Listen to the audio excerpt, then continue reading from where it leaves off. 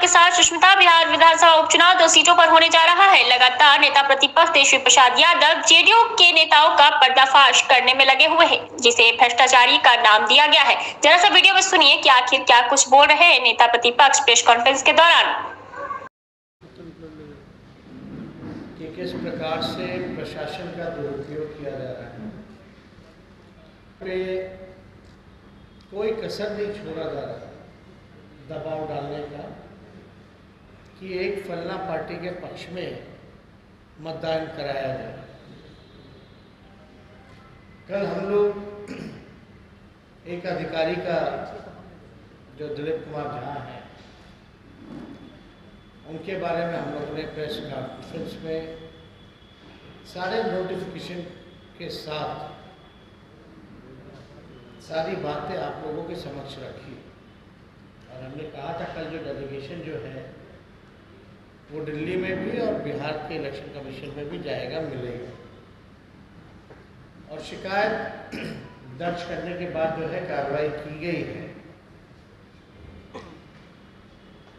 उनको जो 25 बूथ की जो जिम्मेदारी मिली थी उससे मुक्त कर दिया गया, लेकिन शायद वो अभी भी दरभंगा उसी जिले के आईजी कार्यालय में स्थापित है। हालांकि 1 महीने पहले उनका ट्रांसफर बढ़ा हुआ था। यानी साफ दर्शाता है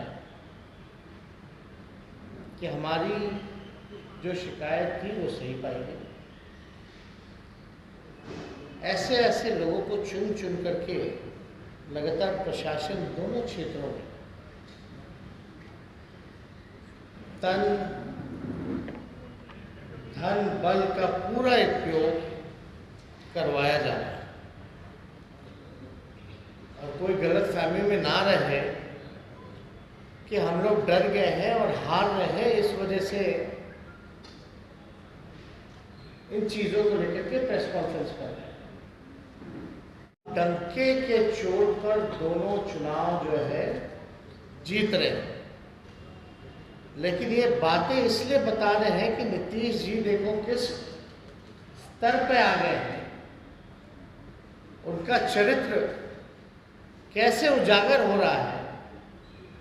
ये हमारा फर्ज है कि ऐसी ऐसी कामों को वो अंजाम दिलवा रहे हैं जो हम आप लोगों के बीच रखें, जनता के बीच रखें।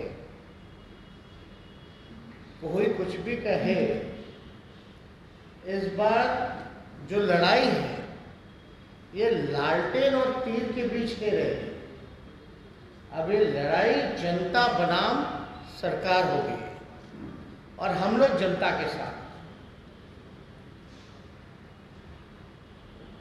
कल हमने प्रेस कॉन्फ्रेंस में ये भी कहा था कि किसी भी हद तक नीतीश कुमार जी जा सकते, और हमने ये भी कहा कि भाई अगर कोई बेईमानी अगर करेगा तो वहाँ की जनता जो है, आजकल मोबाइल का ज़माना है, वीडियो रिकॉर्डिंग करके सोशल मीडिया प्लेटफॉर्म पे आप डाल सकते। हम कोई चीज़ कहते हैं तो बिना प्रूफ के, एविडेंस की नहीं बात करते। शराब का बौछार हो रहा है,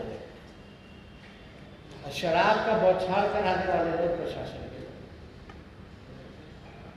कई जगह के थाना प्रभारी लोगों से फोन करके, जो सप्लायर्स है उनसे बात करके, सभी डीलरों से बात करके ब्लैक मार्केट वाले लोग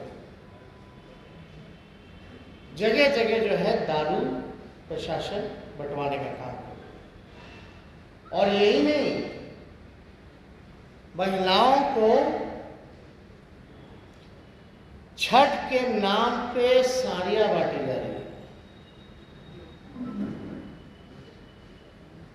कई एमएलसी और डिप्टी स्पीकर भी नोट का बंडल लेकर के पैसा बांटे जा रहे हैं। यानी इस देख लीजिए नीतीश जी का असली चेहरा। 2012 में तो असलियत दिखी लोगों को, कुछ लोगों को समझ में आया। मांझी जी को धोखा दिया, हम लोगों को धोखा मिला। इससे पहले कितने महापुरुषों को उन्होंने धोखा दिया, किसी से छुपा नहीं है। लेकिन अब तो हद हो गई। अपनी कुर्सी बचाने के लिए, अपनी नाक कटे न, उससे बचने के लिए नीतीश कुमार जी अब शराब भी को आ रहे, सारे भी को आ रहे हैं, नोट बांटे जा रहे हैं। कई मंत्री, कई विधायक जदयू के, अब तो चुनाव प्रचार खत्म हो गया, लेकिन वहीं जमे चोर दरवाजे से आए हुए मुख्यमंत्री फिर चोरी कर रहे, फिर लुभाने की कोशिश कर रहे हैं। नीतीश जी, अगर आप ईमानदारी से काम कर लिए होते, रोजगार दे देते, कारखाना लगा देते, शिक्षा चिकित्सा सुधार देते, पलायन रोक देते, गरीबी कम कर देते, महंगाई कम कर देते, किसानों का रहना आसान कर देते, एमएसपी पे खरीद फसल करवाते, तो शायद ये नौबत नहीं ना आती। अब आपको क्या क्या नहीं करना पड़ रहा भाई।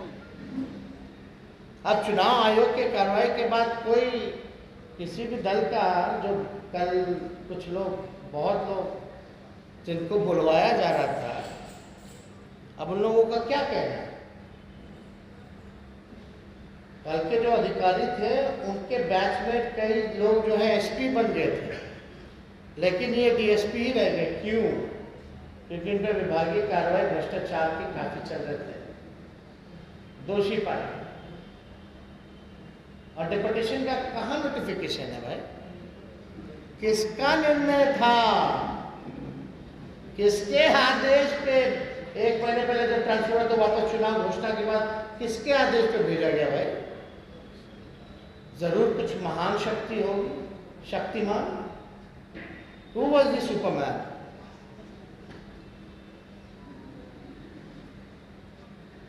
Who had given the order? किसने आदेश दिया? और जिसने दिया, शर्म आ रही होगी सामने आने में। शर्मीले है ना भाई, शर्म तो आएगी। तो हमको देखिए, जो सच्चाई जो है, जो ग्राउंड रिपोर्ट जो है, अब जो आप लोग काम कर रहे हैं, हम भी थोड़ा बहुत दिलचस्पी ले रहे हैं।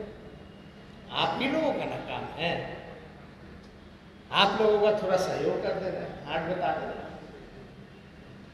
लेकिन हमने शुरू में कहा कि ये जनता बनाम सरकार लड़ाई होगी। कुछ भी कर लीजिए, जनता की जीत तय है दोनों से। हर एक छोटी छोटी चीजों का। और हम तो हेलीकॉप्टर रखे हुए हैं।